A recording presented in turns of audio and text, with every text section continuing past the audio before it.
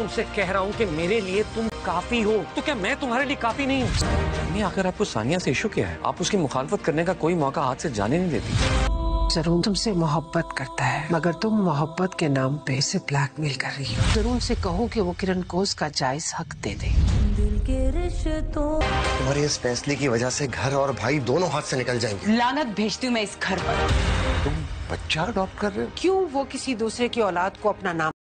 किरण ज़रून और सानिया की बच्चा अडॉप्ट करने वाली बात सुन लेगी और उसके वालिदैन के पहले ही कान भर देगी कि वो बच्चा अडॉप्ट कर रहे हैं।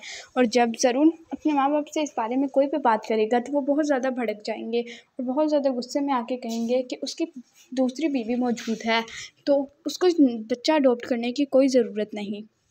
ज़रून ये बात आखिर सानिया को समझाएगा कि उसके लिए वो अकेली ही काफ़ी है, उसको किसी बच्चे की ज़रूरत नहीं है और वो उसके साथ अकेले ही ज़िंदगी गुजार सकती है। Please subscribe.